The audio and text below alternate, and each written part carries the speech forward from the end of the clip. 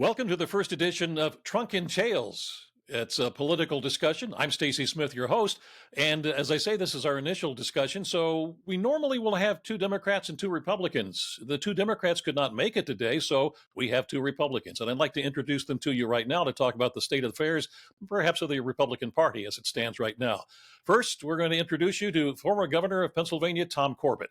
Mr. Corbett was also the State Attorney General for Pennsylvania and the U.S. Attorney for the Western District of Pennsylvania. He now teaches law at Duquesne University. Also with us is Keith Schmidt. Keith has a varied background in politics. He goes all the way back to the Reagan presidency, and he was the state director for former Republican Pennsylvania Senator Rick Santorum. He also was an advisor to Santorum's 2012 presidential campaign. Keith has his own consulting firm. So, gentlemen, thank you so much for being with us. Let's talk about the state of the GOP as it stands right now, nationally and perhaps statewide as well. Let's delve first into the national side of this. The trials have not started. I mean, the trial has started now, the criminal trial for former President Donald Trump. Mr. Trump has so far successfully, every time an indictment has come down, you see his numbers go up, his fundraising goes up. But this is one where he could be convicted of something. If he is convicted, will this, you think, have the same effect as it's had now recently in the past, or could this be detrimental to his campaign? Well, from my perspective as a former prosecutor, I would say it should be detrimental to the campaign, but that's not the way things have been happening, as you well noted here previously. And I think that you are going to see his supporters, and his supporters aren't just Republicans. He's got a lot of independents that are supporting him. If you want to call them MAGA people, whatever you want to call them, are listening to what he's saying about this is all rigged against him, and agreeing with him on that. So I don't think you're going to see his numbers go down. I don't think you're going to see them go appreciably up. I think they'll stay about the same. Yeah, certainly it's a concern in the past year or two because the supporters of Donald Trump have used their narrative to say that this administration has weaponized the Department of Justice and the courts on an unfair prosecution and of the former president. And I'm not even sure the average person is paying attention to any of the details. But you make a good point now. If you read the details, if you understand the various challenges that the former president is facing, this one's a little different because we are at a point where it's criminally based, and there's a chance that it could end up with a criminal conviction. Then we're in real uncharted territory. Then you face the idea of obviously appeals and whatnot, but then you have someone in the first time in the history of this great republic that a president or former president has been convicted of a criminal offense. And then you start worrying about sort of the reaction. What's going to happen here? I mean, for some reason, there is so much of it that there's nothing. Like nobody really is taking this seriously. But at some point, there's a margin call, and we have to make decisions on what does it mean to the former president of the United States. Everybody thinks this is something you just kick down the road. You kick the ball down the road. It's something we really are never going to have to worry about. It's all going to end with this election. I'm not sure that's going to happen.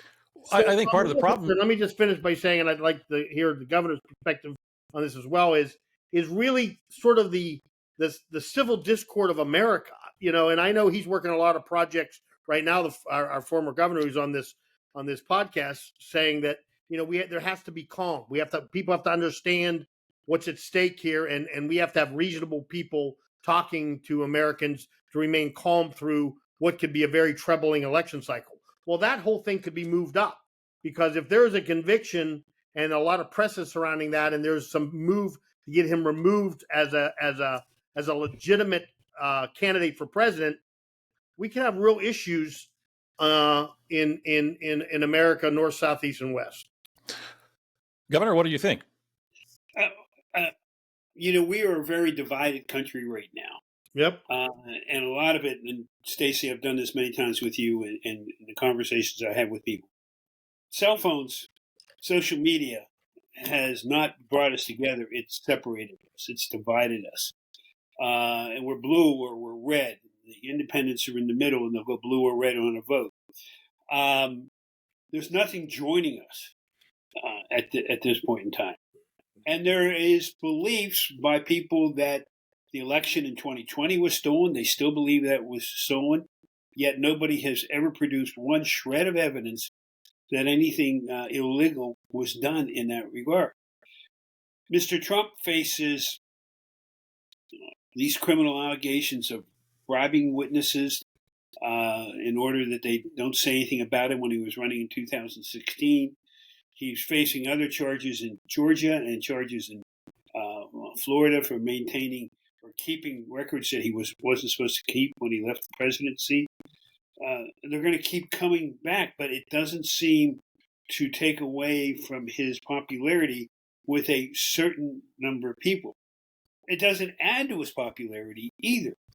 And if you look at both candidates, I think they have a very close percentage of similar votes that in all the polling that's going on right now, it's pretty close in all the battleground states. And that's where you have to look at is the battleground states. You were a former prosecutor, Governor. I'm going to interrupt. I'm sorry. You were a former prosecutor, and the federal government chose not to bring charges similar to what the New York, the Manhattan District Attorney is now, having the trial against Trump go. Are these, in your opinion, should those charges have been brought? I can't answer that. Okay. Because I don't know the details of it. And I don't know. I haven't bothered to sit down and read the charges and read the statutes that he's been charged with under New York state law. Prosecutors always have discretion. It's called prosecutorial discretion, whether they bring charges or not. The federal prosecutors, if they had this information and looked at it, they probably said, comparing it to the statutes that we have available, we're choosing not to bring it. Could they have brought it? Maybe. But I think it's a wise prosecutor who does not bring charges, if they don't believe they can get a conviction on the underlying circumstances and underlying facts, or if they think it's one that doesn't merit prosecution in the first place. States, they can do their own thing. Here in Pennsylvania, and you will see the same set of facts, different prosecutors look at it completely differently at a state level across the state, different counties. It comes down to the discretion of that individual prosecutor. But this also, Keith, goes to the point that those who are in favor of the president, who support him, claim that this is because it's a Manhattan district attorney who ran by stating that he was, opposed to the Trump era, and same thing as the New York State Attorney General. They campaigned against Trump, and this is where this particular trial, even though it's criminal, people say it is a trial that is based politically. The charges, if the federal government wouldn't do it, why could the state do it? Why should the state do it? It's more political. Yeah, these civil charges, these criminal charges, all the various challenges the former president faces. It's just one broad brush for people. People just in general think it's much to do about politics, and this is all just what happens during a political race. Well, of course we know that that's not true, but that's the reality. The reality is it's a dangerous time because people don't see an end game here. They think the end game is, hey, it all goes away on November in the first Tuesday in November when we cast ballots in America. No, it doesn't. And there's other concerns. We talk often about the fact that both major parties have sweeping control over the decision of who they nominate for the top of the ticket, president, vice president. We go through a process of primaries and elections and whatnot. But in the end, as I always say, they can meet in the back room of the Hilton Hotel and pick a nominee, because it's not in the Constitution. It's governed by party politics. So we still have to wonder what's going to happen in July for the Republicans, and even more so in August, when a lot of people still think, including myself, that there could be a change at the top of the ticket for the president, the current president and vice president. But let's just say there won't be. Let's just say what we have is what we're gonna stare down in November. And most people think that's the case. Well, then the governor is correct. We are as equally divided on these two choices of any time in the 44 years that I've toiled in this vineyard of politics. Literally, it's going to come down to 13 to 16 counties in 5 states. We are completely divided, and the concern that the governor and I have, and all people that love America, is how we're going to react to that close election. Is either side in a position to accept the outcome? And this goes to what you just asked, because if let's say there is a conviction and it's on appeal, but there is some convictions on the books, would this not give a path to Democrats if the former president is successful? And I always tell people, listen, you're throwing me under the bus because I think they should change at the top of the ticket. They shouldn't renominate the president and Kamala Harris. But I'm doing them a favor, because I would suggest if they nominate anyone else, there's not a path for Donald Trump. But Donald Trump has a path to a second term if they stick with Biden and Harris, and every indication is they are. So let's say he finds that path by a narrow victory, maybe not even a popular election victory. He'll probably lose the popular vote again and potentially, like he did in 2016, win the Electoral College. Wouldn't there be a real challenge? Wouldn't it give an excuse to Democrats to fight him if he's faced with a current criminal conviction that has not been fully vetted yet? I mean, that's a question for you, Gov. I mean, wouldn't that be something that they would throw out there and want to call a marker on after the election if he is successful? Well, 2 things. Let me back up, and then I'll come back to that. Number one, Stacy, you talked about it being political. Anytime a politician gets charged with anything, what's the first thing they say? Yeah. It's political. Okay. Going back to what Keith was just saying. Let's assume that the Biden and Trump go on and that Trump were to win. And he's even convicted before that. But you're right, he's got his appeal rights. Mm-hmm. So the appeal rights can go forward. Do I believe that the party should be talking to him about, maybe the good of the country? Yeah, I would do, but I don't think he's going to agree with that. So what could happen is he could get sworn in, the appeals go forward. Now, he's going to try and pardon himself. I don't believe he has that power, but I'm not going to go into the detail today to explain that. And if he can't pardon himself and his appeal is denied, then I think he's got to step down. They could impeach him at that point in time, and I think they would be successful in impeaching him. His vice presidential candidate, and that's why it's going to be interesting to see who he selects, would then become the president. Well, he would be impeached. Let me rephrase it. Would he be impeached if Republicans held control of both the House and the Senate? I would hope so. I'm sorry. Okay. I know my Republican friends are going to be upset with me on that, but I believe in the rule of law, and if it's gone all the way through the Supreme Court, let's go ahead and move on.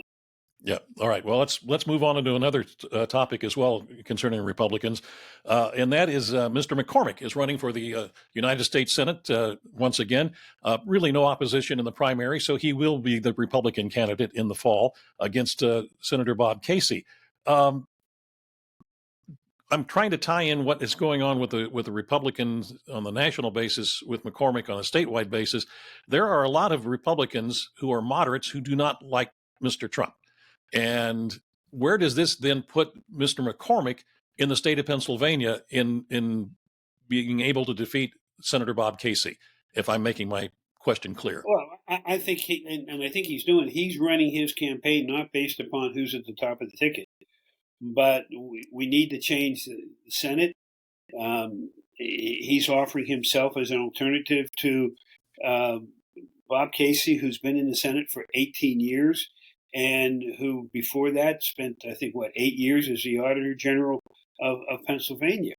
And Mr. McCormick is coming in, talking about his background, his military background, and as a fresh face. Somebody is a fresh face to go to Washington.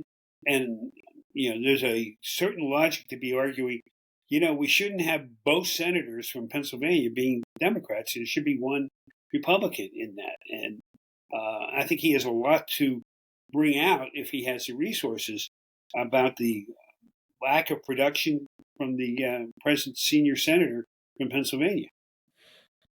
Keith, what are your thoughts?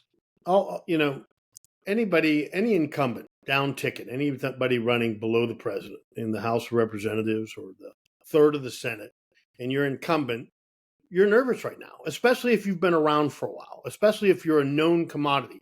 Even if you're an effective senator, and people would argue, and a lot of people in Pennsylvania would say that Mr. Casey has not been the most effective senator.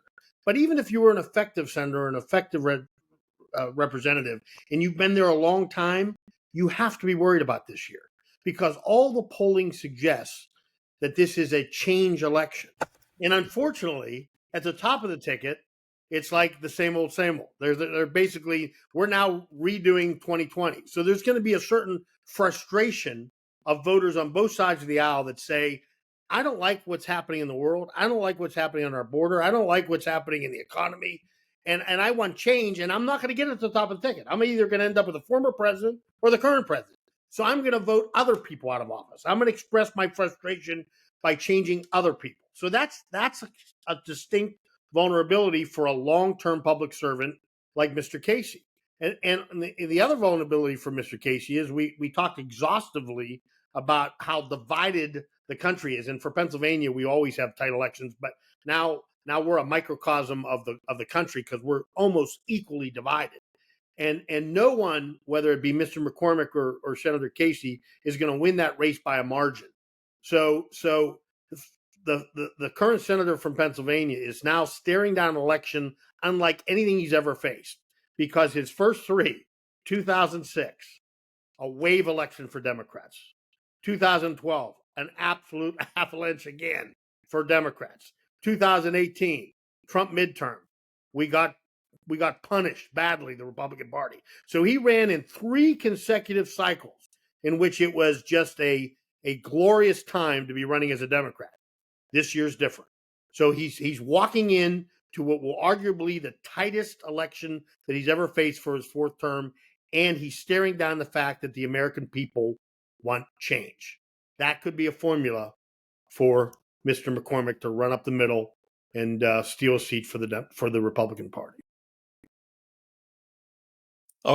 Would that carry over, do you guys think, if Keith is right, to the congressional races? We'll bring out the 17th, where DeLuzio is going to be facing Rod McCurry. There's 1 or 2 others. Let's see. I'll tell you exactly here. Let me get my notes. They're right here. I have my notes. Is that the Cook? It would be not that race. Susan Wild in the 7th. Allentown. Yeah. There's, according to Cook Political Report, they're rating that is a toss-up going into the fall. So, given what Keith said, would that come hold true for the congressional races as well? Well, I think so, and you have to take a look that registration in Pennsylvania has changed dramatically. When I ran for office, the Democrats had almost 1 million more registered members than the Republicans did. But the independent number was very low. Now, today, there's almost 1 million independents in Pennsylvania. The difference between Republican and Democrat is about 300,000 people, still more Democrats than Republicans. And I think that race and the other congressional races, and even the presidential races, what do the independents do? Do they participate and do they vote? Since it's a presidential election year, I think everybody will participate. Who do they vote for? They don't really have a stake behind one or the other at this point in voting party. And the other thing is, we've changed our election here in Pennsylvania a few years ago where you can't vote straight ballot. You can't vote Democrat, Republican. You have to go in and individually vote for each one. So going back to Keith's point about it's a period of change, everybody's got to go in and look and say, okay, I'm going to vote for president now. Who am I going to vote for my congressman? Who am I going to vote for my state rep or my state senator if it's in my district? It's going to be very interesting when it comes to that. Let me pose this question to you in regards to the voter registration numbers.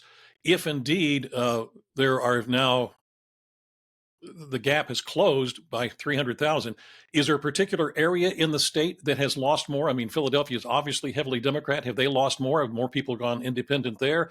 Or the Republicans picked up more in the western part of the state? I haven't done the deep dive on where the independents have come from, but I think it's across the state. There are, and I would say my gut reaction, total gut, is a number of those independents used to be Republicans, but they were turned off by President Trump, and so they won't go to Democrat, but they can't be a member of the Republican Party. The data that I saw, mostly the T has been pretty much unaffected. So a lot of the changes is coming out of Philadelphia and Pittsburgh in their regions, the Southwest and the Southeast, where these changes are made. I disagree in this regard. Around Harrisburg, it's changed to the point that Dauphin County, long time Democrat-controlled, a Republican-controlled county at the county commissioner level, is now a Democrat county. So the redistricting and the change in movement in population, you have seen a lot of change. I haven't looked to see what their numbers look like for independents. I forget, even though it's further east, you're putting Harrisburg in the T. If they're in the T, you're right, because I kind of put them towards the south, the different region. Philadelphia. Yeah, I would southeast closer. But if they're in the T, you're right. Though I've seen those changes. I've heard it articulated in my recent trips to Harrisburg that there's a lot of things changing there. But make no mistake, the Republican registration statewide has gone up still dramatically in the last 8 years since 2016. So we have a lot more Republicans actually calling themselves Republicans than any time in the history of Pennsylvania. So that could come to play. But I also think, even though the gov's right, you're not allowed to vote straight party anymore. But, as I said, since the Obama years, it's all presidency all the time for the local press, the statewide press, the national press. 95% of the people in America really, if they want to have an intelligent conversation about politics, it has to be about the presidency or who's running or one side or the other, because they really don't know enough about anything else. And as a result, I'll go out on a limb here and saying, since all the elections I've been involved with since 1980, I would say when you look at the tea leaves, as I always call them, after this election, there's going to be more straight party voting. If you're voting for Biden, you want a Congress for Biden, you want your local people, you're making a statement across the board. And if you're voting for the former president, straight down the ticket, you're going to vote Republicans. You're either for this movement or against it. You don't know enough about everyone else that the top of the ticket, I think, is going to be very, very consequential. Meaning that if Trump finds a way to win Pennsylvania again, he won it in 16, loses it in 20. If he wins it in 24, I think that could be the difference in the McCormick and Casey race. Okay. I would agree with that. You say you do agree with that? Yeah. Okay. Great. We'll wrap this up with this one, and this goes back to the original question about the state of the two parties, especially the Republican Party nationally and on a statewide basis. Just about every first quarter report that I've seen so far shows Democrats are outdoing Republicans as far as garnering money, campaign funding. Is that anything that we should be looking at? Well, I think the pundits will continue to look at it, and everybody will try to assess, what's the cause of that. And frankly, I think it may be some fatigue upon Republican supporters who may be in the moderate lane and who used to contribute. They're not willing to contribute this year around in the presidential election. It's not easy raising money. And the other part is you have many Democrat groups that have sprouted up that are willing to raise money much more so than they were even 8-10 years ago. So it is really a state of flux as far as I'm concerned. And again, if it's about the top of the ticket, you can't lose sight on the fact that Donald Trump is the first former president who gets more airtime in the media than the sitting president. And that has come up on report after report in the last 2.5 years, that there's more coverage dedicated to the former president than the sitting president. So as a result, the amount of exposure that the Trump gets for nothing, the amount of media attention on talk shows, on radio shows, on newspapers, and in television, you can't put a price tag on that. And you laugh to yourself also, because we understand how hardened the American people are. I mean, we even compare it to an extreme, like it almost feels like we're pre-Civil War, like it's the North and the South were so divided. And I only bring that point up because when I see the tens of millions of dollars on this current ad campaign for the sitting president, I laugh to myself and I'm thinking, you're not switching a vote. There's nobody out there's literally the people, you're spending all this money, but they're either for you or against you already. The die's been cast. You say that, Keith, but what about the independents who you're saying then that they are not independent at this point? They've already made up their minds? I mean, they call themselves independent because they are embarrassed about the fact that these are the choices again, and they're embarrassed about whether they find themselves more aligned with the Democrats or Republicans. They don't even want to formally say that, because then they'd have to formally say, I'm for Donald Trump or for Biden. They're embarrassed by their party. They wanted somebody new and they didn't get it. But I can tell you right now, they've already decided. They're either sticking with this president or they're voting to bring back Mr. Trump. There's nothing that's going to. I think they've already decided, but they're embarrassed about the choices, and they've as a sign of protest have called themselves independents. Like, leave me alone. I'm not happy with it. I'll vote, but I don't even think largely you're moving those votes either. Those independents are already have decided what column they're in, even 4 or 5, 6 months from November. Governor, any comments before we wrap it up here? I hate to agree with Keith on that fact, but I think I have to. The people have made up their mind. It's not like they've got two new candidates. Right. They know these people. They know their flaws. They know their pluses, and they've made up their mind. I think there's a lot of people that won't publicly say what they're going to do. Absolutely. And everybody would like to know who they are and what they're going to do. And that may be that 1-2% that's going to make the difference in the election. Never forget the Electoral College, though. Where is that 1-2%? Is it in Pennsylvania? Is it in North Carolina? Is it in Nevada? If it's in Nevada, well, they only have so many electoral votes. If it's in Pennsylvania, we've got 17, I think it is, or 19. 19 electoral votes. We're one of the big states. And of the battleground states, we're, I think, the biggest. Michigan and Wisconsin are right behind us, but we're the biggest. 1-2%. Now, that was 80,000 votes in the last election, but out of a state that is over 11 million people, 80,000 votes, 1%. Yeah, exactly. When we do our next broadcast or podcast here, maybe we'll delve into what happens for those who say, I'm not going to vote for either one of them. Does that, who is that going to affect the most? Who's it going to hurt the most? Yeah. There's a whole discussion we can have about the undervote. I've been talking a lot about that, Stacy. Let's talk about that in the next segment. That, and even though he's probably not going to be able to be on all of the ballots across the country, whether Kennedy is going to have an effect on this particular presidential race or not. And again, to your point, Keith, we also are going to continue to talk about the congressional races around in the Senate race as well. So thanks so much for joining us for this first edition of Trunk and Tails. We'll be back in a couple of weeks. We'll see you then. Thanks. Thanks, Stacy.